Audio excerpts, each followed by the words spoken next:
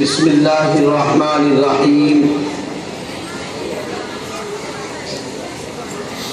الحمد للہ رب العالمین والصلاة والسلام على اشرف الانبیاء والمرسلین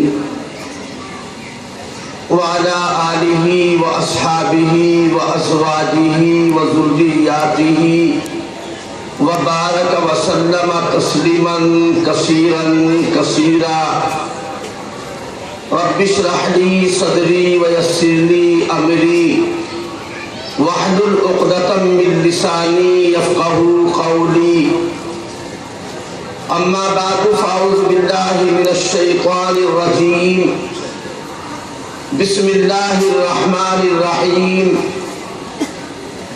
والسابقون الأولون من المهاجرين والأنصار والذين اتبعوهم بإحسان رضي الله عنهم ورضوا عنه وأعد لهم جنات تجري تحتها الأنهار خالدين فيها أبدا ذلك الفوز العظيم صدق اللہ العلی العظیم۔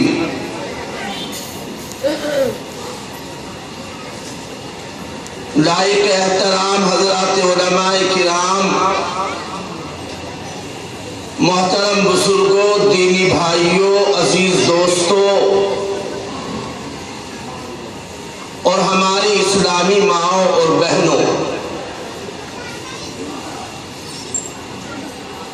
پہلی محرم سے یہ مبارک سلسلہ جاری ہے۔ آپ حضرات کے سامنے صحابہ کرام رضوان اللہ تعالی علیہم اجمعین، ان کے فضائل و مناقب اور ان کے درجات اور مراتب کو بیان کیا جا رہا ہے۔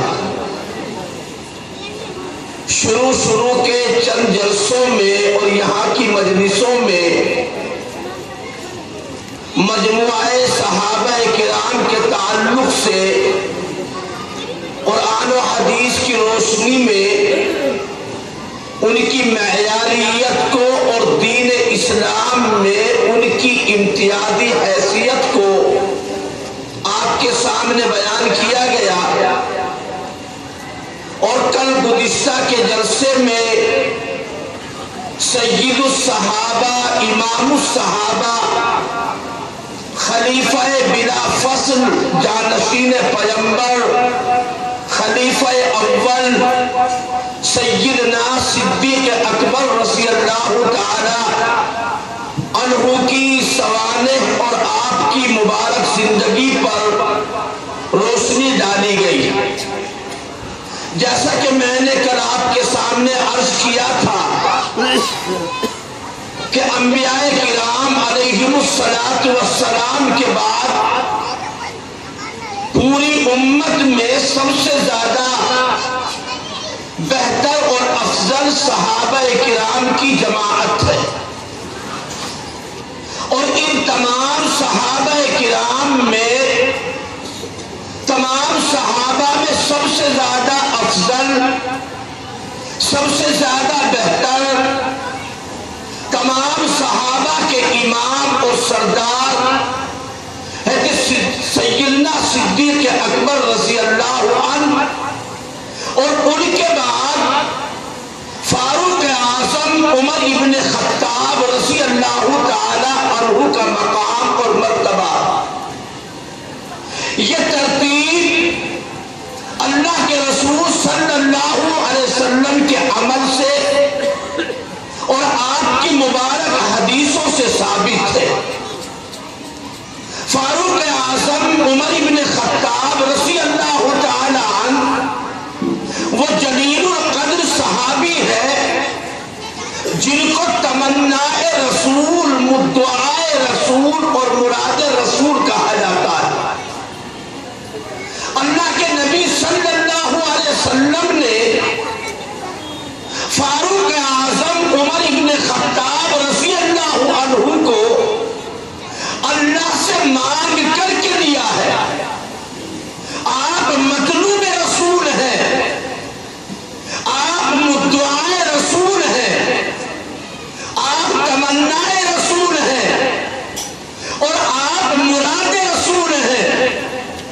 برابر مسلسل کئی دن تک نبی کے پاک علیہ السلام یہ دعا فرماتے تھے، اللہم اعز الاسلام بعمر بن الخطاب اور ابی جہل بن ہشام۔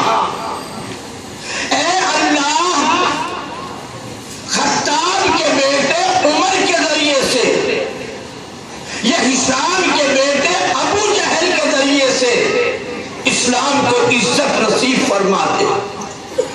اللہ پاک نے فاروق اعظم رضی اللہ تعالی عنہ کے سلسلے میں نبی کے پاک علیہ السلام کی دعا کو قبول فرمایا، اور آپ کے اسلام لانے کا بھی عجیب واقعہ ہے کہ فاروق اعظم رضی اللہ عنہ ابو جہل کے اکسانے پر گھر سے نکلے ہیں رسول اللہ صلی اللہ علیہ وسلم کا سر لینے کے لیے۔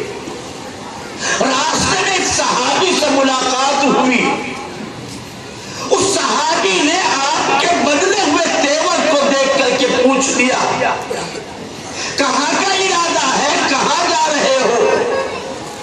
جواب دیا عمر بن خطاب رضی اللہ عنہ نے، آج میں تمہارے نبی کا صفایا کرنے اور ان کا سر قلم کرنے کے لیے جا رہا ہوں۔ اس صحابی یہ رسول نے بتلایا کہ اے عمر، تمہیں معلوم نہیں تمہاری بہن فاطمہ اور تمہارے بہنوئی سعید دونوں وہ تو ایمان لا چکے ہیں۔ فاروق اعظم نے جب یہ بات سنی کہ میری بہن اور میرے بہنوئی دونوں ایمان لا چکے ہیں، تو پہلے انہی کے گھر کا رخ کیا، اپنی بہن کے گھر پہنچے۔ اس وقت میں آپ کی بہن اور بہنوئی قرآن مجید کی تعلیم میں مصروف تھے۔ ایسے خباب رضی اللہ تعالی عنہ سے قرآن مجید سیکھا کرتے تھے۔ آپ پہنچے، پہنچنے کے بعد اپنی بہن کو بھی سر کوب کیا، مارا اور پیٹا، لیکن بعد میں پوچھا یہ تو بتاؤ تم کیا پڑھ رہی تھی، کس چیز کو تم سیکھ رہی تھی؟ بہن نے کہا ہم اللہ کا کلام قرآن مجید پڑھ رہے تھے۔ آخر مجھے بھی تو سنا ہوا اللہ کا کلام کیسا ہے؟ کہا کہ ناپاک لوگ اس کو ہاتھ نہیں لگا سکتے، اس کو چھو نہیں سکتے، اس کے لیے پاک ہونا ضروری ہے۔ فاروق اعظم رضی اللہ تعالی عنہ نے سب سے پہلے قرآن مجید کی سورہ طٰہٰ کی جو ابتدائی آیتیں سنی، طٰہٰ مَا أَنزَلْنَا عَلَيْكَ الْقُرْآنَ لِتَشْقَىٰ إِلَّا تَذْكِرَةً لِمَن يَخْشَىٰ تَنزِيلًا مِّمَّنْ خَلَقَ الْأَرْضَ وَالسَّمَاوَاتِ الْعُلَىٰ۔ سورہ طٰہٰ کی ابتدائی آیات سنی تو دل میں بھونچال آ گیا، زندگی میں انقلاب پیدا ہو گیا۔ اللہ کے کلام کا اثر فاروق اعظم کے دل کے اوپر قائم ہو گیا، دل کی دنیا بدل گئی، سارے ارادے بدل گئے، عزائم میں تبدیلی آ گئی۔ اب وہی عمر بن خطاب جو گھر سے نکلا تھا سر لینے کے لیے، اب ارادہ بدل گیا۔ پوچھا کہاں ملے گے آخر محمد صلی اللہ علیہ وسلم؟ بتایا گیا اس وقت وہ دار ارقم میں ہے۔ نبی پاک علیہ السلام جب ایمان والوں کے ساتھ چھپ چھپ کر کے دار ارقم، حضرت ارقم رضی اللہ تعالی عنہ کا جو گھر، وہاں اللہ کی عبادت کرتے ہیں، اللہ کا نام لیتے ہیں۔ فاروق اعظم رضی اللہ تعالی عنہ دار ارقم پہنچ گئے، دروازے پر دستک دی۔ فاروق اعظم تو دار ارقم کے دروازے پر دستک دے رہے ہیں، اور میرے آقا صلی اللہ علیہ وسلم اللہ کے دروازے پر دستک دے رہے ہیں۔ اللہم اعز الاسلام بعمر بن الخطاب، یہ دعائیں آپ کر رہے ہیں، باب اجابت سے ٹکرائی میرے آقا کی دعا اللہ پاک نے قبول فرمائی۔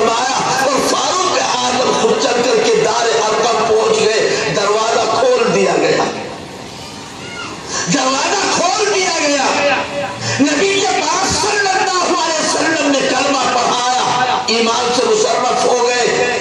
آپ نے 3 مرتبہ فاروق اعظم رضی اللہ تعالی عنہ کو اپنے سینہ مقدس، اپنے صدر مقدس سے لگایا، چمٹایا۔ ایسے ہی تو چمٹایا ہوگا جس طرح غار حرا میں حضرت جبریل امین علیہ السلام نے ہمارے آقا کو چمٹایا۔ جیسے اس وقت میں حضرت جبرائیل نے نہ معلوم کیا کیا حضور پاک صلی اللہ علیہ وسلم کے سینے میں بھر دیا، آج ایسے ہی میرے آقا نے بس اللہ جانے کیا کیا فاروق اعظم کے سینے میں بھر دیا۔ اسی لیے تو آپ فرمایا کرتے تھے لو کان بعدی نبی لکان عمر، اگر میرے بعد کوئی نبی ہوتا، میرے بعد اگر نبوت کا سلسلہ جاری رہتا تو فاروق اعظم کی وہ شان ہے کہ ان کو نبی بنایا جاتا۔ حضرت حکیم الامت مولانا اشرف علی تھانوی رحمت اللہ علیہ نے ایک عجیب لطیفہ، ایک علمی بات یہاں پر لکھی ہے، اگرچہ وہ خالص ایک علمی نکتہ ہے، اہل علم ہی اس کو سمجھ پائیں گے۔ لکھتے ہیں حضرت حکیم الامت مولانا اشرف علی تھانوی رحمت اللہ علیہ کہ تمام صحابہ میں افضل تو صدیق اکبر ہے۔ ہونا تو یوں چاہیے تھا جب صدیق اکبر افضل ہے تو اللہ کے پیغمبر یوں فرماتے کہ میرے بعد کوئی نبی ہوتا تو صدیق اکبر ہوتے۔ یہاں تو فاروق اعظم کے متعلق کہا جا رہا ہے لو کان بعدی نبی لکان عمر، اگر ہمارے بعد کوئی نبی ہوتا تو عمر بن خطاب کو نبی بنایا جاتا۔ اس سے تو یہ کچھ اندازہ ہوتا ہے کہ فاروق اعظم کا مقام بڑھا ہوا ہے۔ اس کا جواب دیا ہے حضرت تھانوی رحمت اللہ علیہ نے کہ اللہ کے رسول نے یہ فرمایا لو کان بعدی، یہ تو نہیں فرمایا لو کان معی۔ صدیق اکبر تو نبوت کے اندر ایسے گھلے ملے ہوئے تھے کہ ان کو نبوت سے الگ اور بعدی تک کا درجہ دیا نہیں جا سکتا۔ صدیق اکبر تو نبوت کے اندر شامل تھے، گھلے ملے تھے، نبوت میں ڈوبے ہوئے تھے، ذات رسالت میں غرق ہو چکے تھے۔ فاروق اعظم رضی اللہ تعالیٰ عنہ کے متعلق فرمایا لو کان بعدی نبی لکان عمر، ایمان لے آئے۔ اس کے بعد صحابہ کرام وضو کرنے لگے تاکہ ہم نماز ادا کریں، اللہ کی عبادت کریں۔ فاروق اعظم تو ابھی ایمان لائے، انہیں کیا معلوم کہ وضو کیا ہے، نماز کیا ہے۔ کہنے لگے، کہنے والے نے شاید اسی ادا کو نقل کیا، اسی واقعے کی تصویر کھینچی ہے۔ کس طرح فریاد کرتے ہیں بتا دو قاعدہ، کس طرح فریاد کرتے ہیں بتا دو قاعدہ، اے اسیران قفس میں جو گرفتاروں میں ہوں۔ فاروق اعظم گویا فرما رہے میں تو ابھی ایمان لایا، مجھے بھی تو بتاؤ اللہ کی عبادت کیسے ہوتی۔ اور پھر فرمایا تم یہاں اللہ کی عبادت کرو گے؟ اب دیکھو عمر اسلام لا چکا ہے، اللہ کا گھر خانہ کعبہ موجود ہے۔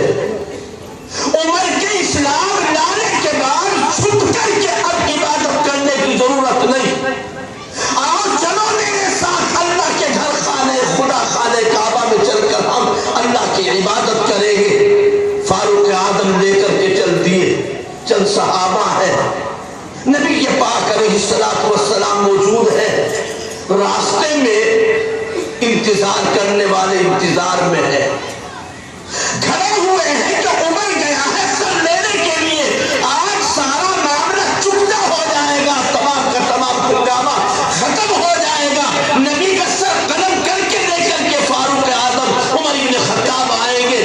لیکن یہ کسے معلوم تھا؟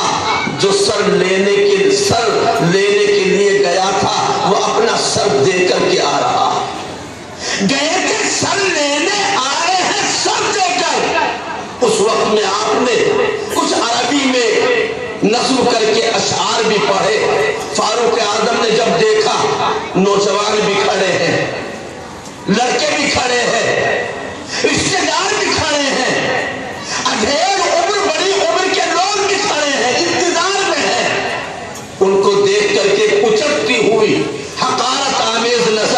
فاروق اعظم نے وہ سب پر ڈالی اور یوں کہا مالی اراکم کلکم قیاما الکہل والشبان والغلاما ان اللہ بعث لنا الاماما محمد قد شرع لنا الاسلاما حقا وقد یکسر الاسناما نصب عنہ الخال والآماما۔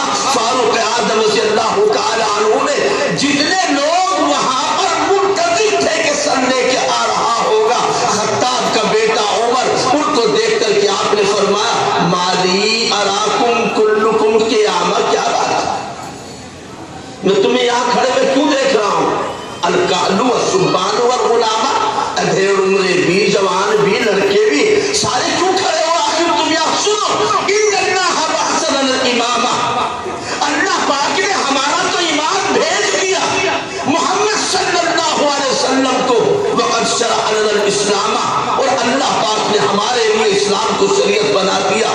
سنو اچھی طرح، حقا وقد یکسر الاسلام، اب جو یہ بت کعبے میں رکھے ہوئے ٹوٹ کر کے رہیں گے، ان کو توڑا جائے گا، اور اگر کسی نے میرے آقا کی طرف ترچھی نظر سے دیکھا، غلط نظر سے اگر کسی نے میرے آقا کی طرف دیکھا، سن لے اچھی طرح، حقا وقد یکسر الاسلام نصب عنہ الخال والآماما، ہم آپ کے اوپر اپنے خالوں کو، ماموں کو، چچاؤں کو، سب کو قربان کر دیں گے۔ اب ہمارے نزدیک کوئی ہمارا چچا نہیں، کوئی ہمارا ماموں نہیں، کوئی ہمارا خالو نہیں، کوئی ہمارا عزیز نہیں، کوئی ہمارا رشتہ دار نہیں ہے، ہم آپ کے اوپر سے سب کو قربان کر دیں گے۔ ایسی عزت اللہ پاک نے فاروق اعظم کے ذریعے اسلام کو عطا فرمایا۔ کتنی بڑی فضیلت، کتنا بڑا مقام ہے فاروق اعظم رضی اللہ عنہ کا۔ ایسے ہی سمجھو جیسا کہ یوں کہا جائے ایک خوبصورت عورت ہے اور اس خوبصورت عورت کو قیمتی سونے کا، چاندی کا گہنا زیور پہنا دیا گیا، تو وہ زیور اس عورت کے اوپر سج جائے گا، دیکھنے والے کہنے والے کہیں گے کہ بھئی یہ زیور تو اس کے اوپر سج گیا۔ زیور کو بھی عزت مل گئی، زیور کو بھی زینت مل گئی، ہمیں اور آپ کو عزت ملی ہے اسلام کے ذریعے سے۔ اللہ نے ہمیں مسلمان بنایا، اسلام کی وجہ سے ہمیں عزت حاصل ہے، لیکن فاروق اعظم کا مقام یہ ہے کہ ان کی وجہ سے اسلام کو عزت ملی، فاروق اعظم سے اسلام کو شان ملی، فاروق اعظم سے اسلام کا شوق، اسلام کی شوکت بڑھی، دبدبا بڑھا۔ فاروق اعظم رضی اللہ تعالی عنہ، حضور پاک صلی اللہ علیہ وسلم نے ارشاد فرمایا کہ اے عمر، تم جس گلی جس راستے سے گزرتے ہو، شیطان اس راستے پر آنے کی ہمت نہیں کر پاتا، شیطان بھی گلی کاٹ جاتا ہے۔ سچی بات تو یہ ہے میرے بھائیوں، آج بھی جتنے شیطان صفت لوگ ہیں، آج بھی جتنے شیطان کے چہرے چپاتے ہیں، فاروق اعظم کے نام سے اتنا ڈرتے ہیں، اتنا ڈرتے ہیں، ان کے نام سے، ان کے طریقے سے، ان کی سنت سے بہت دور بھاگتے ہوئے چلے جاتے ہیں۔ فاروق اعظم کی طرف سے جس کے دل میں دشمنی ہوگی، دین کے بہت سارے کاموں سے اور دین کی بہت ساری باتوں سے وہ محروم ہو جائے۔ فاروق اعظم سے دشمنی صرف شیطان کر سکتا ہے ایمان والے کے دل میں، فاروق اعظم کی طرف سے دشمنی نہیں ہو سکتی۔ آج کی دنیا میں جو بھی اسلام کا دشمن ہے، بھلے سو اسلام کا لبادہ پہنے ہوئے ہے، دکھاوے میں مسلمان بنا ہوا ہے، لیکن اسے فاروق اعظم سے عداوت، فاروق اعظم کے کاموں سے عداوت ہے۔ ہم تو کہتے ہیں کہ اگر تمہیں فاروق اعظم سے دشمنی ہے تو پھر اسلامی سن کو چھوڑ تو بھول جاؤ، اسلامی سن کی بنیاد رکھنے والے، سن ہجری کا طریقہ رائج کرنے والے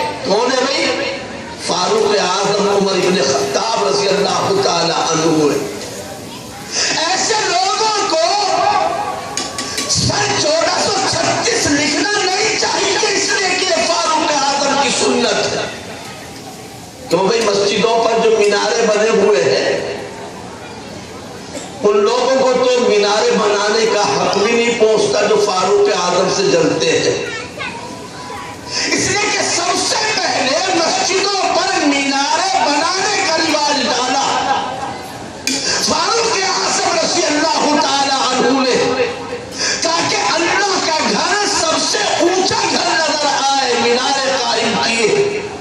کیا فاروق اعظم کا نام لینے سے جلنے والے ان کو حق پہنچتا ہے کہ وہ بھی اپنی عبادت گاہ پر مینارے بنائے؟ تو فاروق اعظم کی سنت، یہ تو عمر ابن خطاب کا طریقہ ہے، انہوں نے رائج کیا ہے۔ وہ لوگ محروم ہو گئے، دین سے محروم ہو گئے تو فاروق اعظم سے حسد کرتے ہیں، جلتے ہیں اور شیطان کی طرح ان کے طریقوں سے بھاگتے ہیں۔ اللہ کے رسول صلی اللہ علیہ وسلم نے بہت پہلے ارشاد فرما دیا تھا کہ اے عمر، جس راستے سے تم گزرتے ہو شیطان اس راستے سے کنڈی کاٹ جاتا ہے۔ اللہ پاک نے فاروق اعظم عمر ابن خطاب رضی اللہ تعالی عنہ کو جن جن کمالات سے نوازا، بڑی بڑی کتابیں لبریز ہیں، ان کے کرامتوں کے مکاشفوں کے واقعات سے کتابیں بھری ہوئی ہیں۔ اس سے بڑھ کر کیا ہو سکتا ہے؟ جو فاروق اعظم چاہتے ہیں وہی اللہ چاہتا ہے، جو فاروق اعظم کی تمنا ہے وہی جبرائیل لے کر کے آ جاتے ہیں۔ ایک موقع ہے اللہ کے رسول صلی اللہ علیہ وسلم سے فاروق اعظم اپنی تمنا کا اظہار کرتے ہیں، لَوِ اتَّخَذْتَ مَقَامَ إِبْرَاهِيمَ مُصَلًّى، اے اللہ کے نبی کاش کہ آپ مقام ابراہیم کو مصلی بنا لیتے۔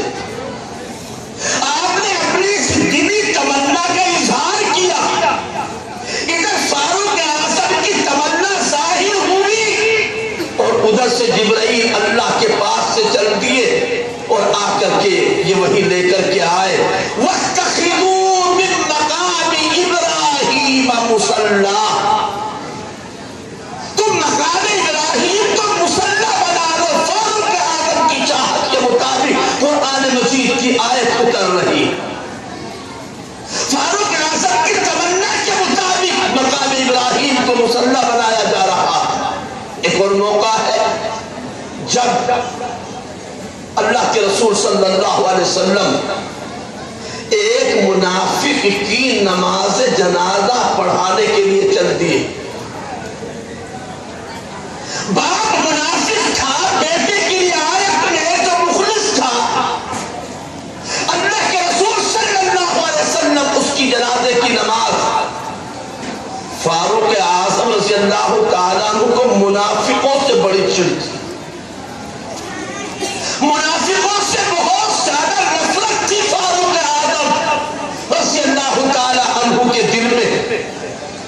فاروق اعظم رضی اللہ عنہ نے نبی صلی اللہ علیہ وسلم سے فرمایا، اے اللہ کے نبی آپ اس منافق کی جنازے کی نماز نہ پڑھیے۔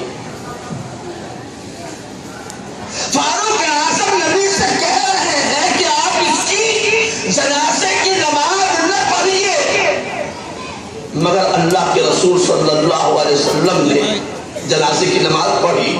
وہ تفصیلات ہے، الگ واقعات ہے، ان میری جانا۔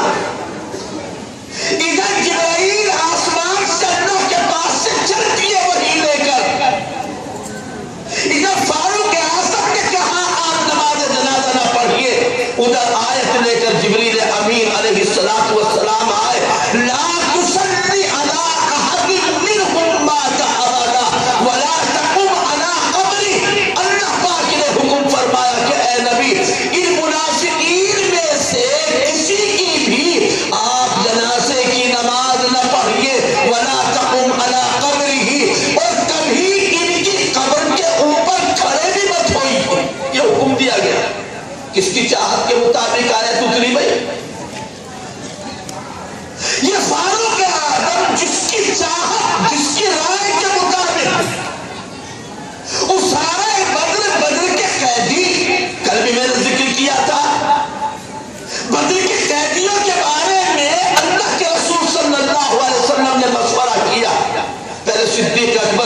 پوچھا قیدیوں کے بارے میں کیا کیا جائے؟ چھوڑ دیا جائے۔ فاروق اعظم سے پوچھا کیا کیا جائے؟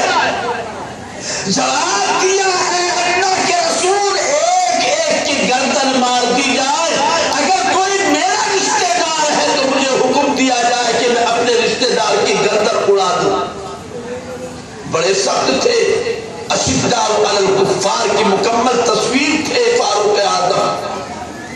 اللہ کے نبی صلی اللہ علیہ وسلم نے صدیق اکبر کی رائے کے مطابق فیصلہ کر دیا،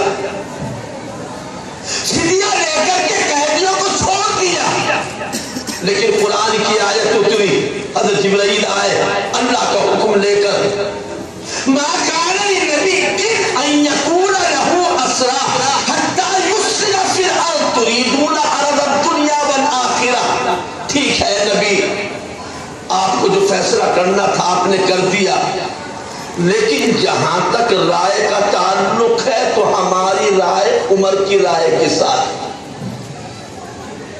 اللہ کی رائے فاروق اعظم کی رائے کے ساتھ، جو فاروق اعظم کہہ رہے یہی ہماری رائے کہ ان کا معاملہ تمام کیا جائے۔ میرے محترم بزرگوں، علماء کرام نے مستقل کتابیں لکھی ہیں موافقات عمر کے عنوان سے۔ قرآن مجید کی کتنی آیتیں فاروق اعظم کی رائے کے مطابق نازل ہوئی ہیں۔ فاروق اعظم رضی اللہ تعالی عنہ، آپ کی خلافت کا دور اور زمانہ بڑا ذلیل اور اسلامی فتوحات کا زمانہ ہے۔ فاروق اعظم کی خلافت کا زمانہ اسلامی فتوحات کے وسیع ہونے کا زمانہ ہے۔ روم اور ایران جیسی عظیم سلطنتیں جو اس وقت کی سپریم پاور حکومتیں تھیں، اس وقت کی سپریم پاور حکومت ایران کی تھی اور روم کی تھی، یہی دو عظیم سلطنتیں تھیں۔ یہ دونوں عظیم حکومتیں فتح کی گئی ہیں فاروق اعظم رضی اللہ تعالی عنہ کے خلافت کے زمانے میں۔ بیت المقدس فاروق اعظم رضی اللہ تعالی عنہ کے زمانے میں فتح کیا گیا، مسلمانوں کے قبضے میں آیا جو آج یہودیوں کے قبضے میں ہے۔ سب سے پہلے فتح کیا عیسائیوں سے لیا فاروق اعظم رضی اللہ تعالی عنہ نے۔ عجیب واقعہ، فاروق اعظم رضی اللہ تعالی عنہ اپنا واقعہ خود بیان فرماتے ہیں۔ ایسا ہوا جب بیت المقدس فتح ہو گیا تو بیت المقدس کے جو ذمہ دار متولی تھے راہب عیسائی پادری، اور صحابہ کرام سے کہا کہ تم اپنے خلیفہ کو بلاؤ، بیت المقدس کی کنجیاں چابیاں ہم ان کے حوالے کریں گے، تمہارے ہاتھ میں نہیں دیں گے۔ صحابہ کرام نے پیغام بھیج دیا امیر المومنین کے پاس۔ امیر المومنین فاروق اعظم رضی اللہ تعالی عنہ نے اسلامی بیت المال میں سواری تلاش کرائی، جانے کے لیے کوئی سواری مل جائے۔ ایک اونٹ ملا، بیت المال میں صرف ایک اونٹ ہے۔ فاروق اعظم رضی اللہ تعالی عنہ نے اپنے غلام اسلم کو بلایا اور بیت المقدس کا سفر شروع کر دیا۔ آج دنیا میں کوئی ایسا عدالت والا انصاف والا حکمراں ڈھونڈے سے آپ کو نہیں ملے گا۔ یہ ہے فاروق اعظم کی عدالت اور انصاف۔ غلام ہے اسلم، لیکن امیر المومنین رضی اللہ عنہ ایک منزل اونٹ پر سوار اور آپ کا غلام اسلم اونٹ کی نکیر مہار پکڑ کر پیدل پیدل، اور ایک منزل آپ کا غلام اونٹ کے اوپر سوار، اور فاروق اعظم رضی اللہ تعالی عنہ جو امیر المومنین ہے، جن سے روم لرزہ برانداب ہے، ایران جن سے کانپتا ہے، دشمن اگر فاروق اعظم سوئے ہوئے ہیں، سوتے ہوئے عمر سے بھی لرزہ برانداب ہو جاتا ہے۔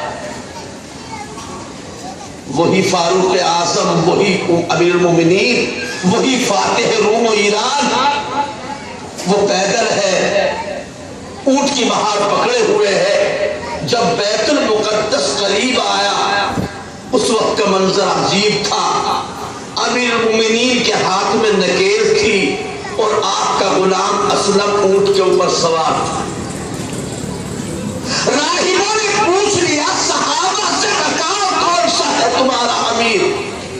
صحابہ کچھ ہچکچائے، کیسے بتائے کہ ہمارا امیر وہ ہے جو پیدل نکیل پکڑے آ رہا ہے، مگر حقیقت کو چھپایا تو نہیں جا سکتا۔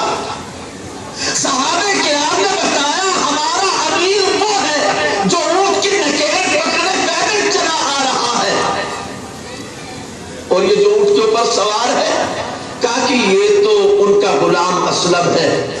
فاروق اعظم تشریف لائے۔ راہب عیسائی پادری بیت المقدس کی جب چابیاں دینے لگے، ایسا روب طاری ہوا فاروق اعظم کا، حالانکہ کرتے میں ایک شانے سے دوسرے شانے تک پیوند ہی پیوند لگے ہوئے تھے۔ بڑی سادہ زندگی تھی، سادہ لباس تھا، کوئی زرق لباس نہیں تھا، ہنسوں بچوں کی صدائیں نہیں تھی۔ اللہ کی طاقت، کرنے کی طاقت اسلام کی شاخ ان کے پاس تھی۔ راہب مرعوب ہو گئے اور چابیوں کا گچھا کپ کپاتے ہاتھوں سے چھٹ کر زمین پر گر گیا۔ ایک بوڑھا پادری آگے بڑھا اور ایک بوڑھے عیسائی پادری نے آگے بڑھ کر کے پرچہ فاروق اعظم کے سامنے پیش کیا۔ اس لکھے ہوئے کاغذ کو پڑھ کر فاروق اعظم نے جواب دیا، لا لعمر ولا لابن عمر۔ بھائی یہ چیز تو نہ عمر کی ہے نہ عمر کے بیٹے کی ہے، میں تمہیں کیسے دے سکتا ہوں؟ سارے لوگ حیران ہیں، کسی کو کچھ پتا نہیں ہے کیا معاملہ ہے، کیا تفصیل ہے۔ پوچھا صحابہ کرام نے بتائیے تو صحیح کیا معاملہ ہے۔ فاروق اعظم رضی اللہ تعالیٰ عنہ نے تفصیل سنائی۔ کہا کہ زمانے جاہلیت میں جب میں شام کے علاقے کی طرف تجارت کی غرض سے جایا کرتا تھا، ایک مرتبہ تجارتی قافلے کے ساتھ نکلا، مگر کوئی ضروری سامان اپنے گھر پر بھول گیا، واپس ہو گیا اور یہ سوچا کہ یہ قافلہ تو سست چل رہا ہے، میں جلدی سے جا کر گھر سے سامان لے کر جلدی سے واپس آ کر کے قافلے کے ساتھ مل جاؤں گا۔ جب میں واپس آیا، بازار سے گزر رہا تھا، تو مجھے ایک گرجا کے پادری نے آ کر کے میری گردن پیچھے سے پکڑی اور زبردستی مجھے کھینچ کر کے اندر لے گیا گرجا میں، اور جا کر کے وہاں مجھ سے کہا دیکھو یہ مٹی کا ڈھیر ہے، میں باہر جا رہا ہوں، جب تک آؤں تب تک تم اس مٹی کو یہاں سے اٹھا کر کے وہاں ڈال دینا۔ دروازہ بند کر کے تالا ڈال کے وہ تو چلا گیا، لیکن میں نے کچھ بھی کام نہیں کیا، مٹی تھی جہاں کی پڑی رہی۔ وہ راہب آیا، دیکھا میں نے کچھ کام نہیں کیا، اس نے تیش میں آ کر کے مجھے دھوسا مارا، مجھے بھی تیش آ گیا، میں نے تو اٹھا کے پھاوڑا اسی پادری کے سر پر دے مارا، اس کا تو بھیجا بہ گیا اور وہاں سے میں بھاگ نکلا۔ رات بھر چلا، دن بھر چلا، اگلے دن جو صبح ہوئی تو ایک گرجا کے پاس ہی میں پہنچا اور اس کی دیوار کے سائے میں کچھ دیر آرام کرنے کے لیے بیٹھ گیا۔ اندر سے وہاں کا پادری نکلا اور مجھے بہت محبت کے ساتھ، عزت کے ساتھ اندر بلا کے لے گیا، اصرار کر کے مجھے کھلایا پلایا، بڑی میری عزت کی اور بڑی میرا اکرام کیا۔ اور بعد میں وہ پادری مجھ سے یوں کہنے لگا کہ تم ایک کاغذ لکھ کے دے دو، اگر کبھی ہم نے اس گھر کے اوپر قبضہ کیا تو ہم تمہارے حق میں معاف کر دیں گے، واگزار کر دیں گے۔ میں نے جواب دیا جو میرا مسخرہ پڑھ کر رہا ہے، میری مذاق اڑا رہا ہے، تو نے کھلایا پلایا، مذاق تو مت اڑا میری۔ کہا کہ اچھے بتاؤ تمہارا نام کیا ہے؟ کہا کہ میرا نام تو عمر ابن خطاب ہے۔ کہا کہ بالکل ہوں بہو، اچھی طرح سن لو، اس وقت پوری دنیا میں آسمانی کتابوں کا، توریت انجیل کا، مجھ سے بڑا کوئی سماوی کتابوں کا عالم نہیں ہے۔ میں اچھی طرح تمام علامتیں دیکھ رہا ہوں تیرے اندر۔ ایک وقت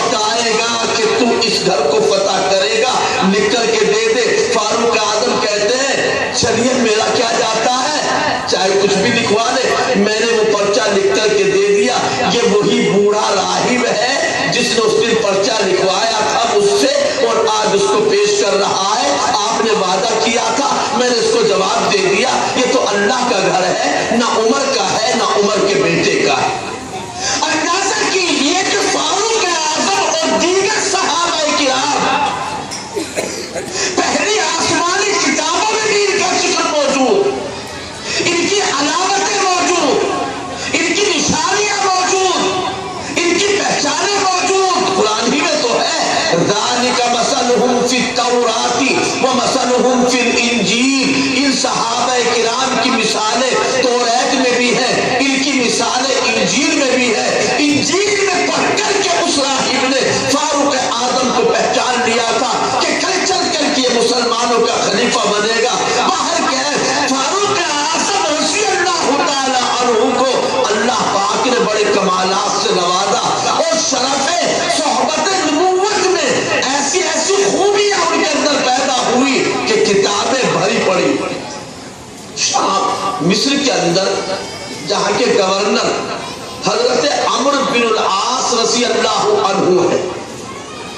حضرت عمرو بن العاص رضی اللہ عنہ مصر کے گورنر, انہوں نے خط بھیجا فاروق اعظم امیر المومنین کے پاس کہ مصر میں تو ایک بڑی بری رسم جاری ہے.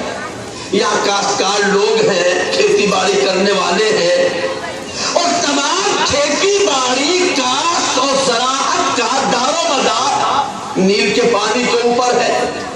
دریائے نیل میں پانی آتا ہے, یہ اپنی کھیتیوں کو سیراب کرتے ہیں اور دریائے نیل میں اس وقت تک پانی نہیں آتا جب تک کہ دریائے نیل میں کسی کنواری لڑکی کو بھینس نہ چڑھایا جائے. اس کی بلی چڑھانا پڑتی ہے. کنواری لڑکی کو دریائے نیل کے حوالے کرنا پڑتا ہے. ایک ان کا عقیدہ بن چکا, بدعقیدگی پیدا ہو چکی. اگر ہم ایسا نہیں کریں گے تو پانی نہیں آئے گا, کھیتیاں سوکھ جائے گی, لوگ پیاسے مرنے لگیں گے, قحط شروع ہو جائے گی. اور اگر ایسا کرتے ہیں کسی لڑکی کو دریائے نیل کے حوالے تو یہ اسلامی تعلیمات کے خلاف ہے. آخر کیا کیا جائے؟ فاروق اعظم رضی اللہ تعالی عنہ نے حضرت عمرو بن العاص رضی اللہ عنہ کے اس خط کے جواب میں دریائے نیل کے نام خط لکھا. کس کے نام پہ؟ کسی پڑھے لکھے انسان کے پاس نہیں, کسی اسکول کالج کے ٹیچر پروفیسر کے نام نہیں, دریائے نیل کے نام خط لکھا اور کہنا بھیجا وہاں کے گورنر حضرت عمرو بن العاص رضی اللہ تعالی عنہ کو, میرا یہ خط دریائے نیل کے حوالے کر دو. جیسے ہی اس خط کا دریائے نیل میں ڈالا جانا تھا, بس اس کے بعد بڑی طغیانی اور جولانی کے ساتھ, بڑی روانی کے ساتھ دریائے نیل میں پانی آنا شروع ہو گیا. اتنا پانی اس سے پہلے کبھی اتنا پانی نہیں آیا. آخر یہ کون سی طاقت تھی؟ فاروق اعظم رضی اللہ تعالی عنہ کا اللہ کے یاد کیا مقام تھا. دریائے نیل بھی ان کے اشارے پر چل رہا ہے, ان کی تحریر دریائے نیل بھی پڑھ رہا ہے. اس خط کا ڈالا جانا ہے, دریائے نیل کے اندر پانی آ جاتا ہے. ایک مرتبہ فاروق اعظم مسجد نبوی میں خطبہ دے رہے ہیں, منبر رسول پر بیٹھے ہیں. درمیان تقریر, درمیان خطبہ اچانک فاروق اعظم کی زبان پر الفاظ آتے ہیں, یا ساریۃ الجبل الجبل, اے ساریہ تم پہاڑ سے لگ جاؤ, اے ساریہ تم پہاڑ کے قریب آ جاؤ. حضرت ساریہ رضی اللہ عنہ جو ایک صحابی ہے, وہ عراق کے علاقے میں نہاون ایک مقام ہے, وہاں پر اسلامی جہاد میں مصروف ہے. فاروق اعظم کے دل پر اللہ پاک نے یہ انکشاف فرما دیا کہ حضرت ساریہ اور اسلامی فوج کو چاروں طرف سے دشمنوں نے گھیر لیا ہے. ایسے میں فاروق اعظم نے یہی سے, عراق کا بڑا فاصلہ ہے مدینہ پاک سے, مسجد نبوی سے, فاروق اعظم نے یہی بیٹھے بیٹھے آواز لگائی کہ ساریہ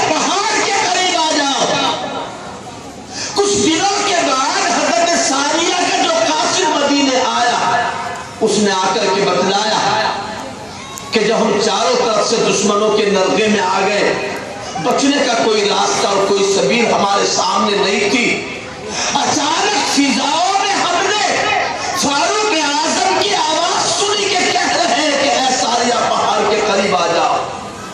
کون سے اس وقت میں نیٹ ورک تھے، کون سا برقی رفتار کا سسٹم تھا، کون سا ناصر کی انتظام تھا، کون سی آفتابی شعاعیں اور کرنیں تھی، کون سا آج کی طرح کمپیوٹر اور نیٹ سسٹم تھا۔ ان کے پاس طاقت تھی تو کلمے والی طاقت تھی۔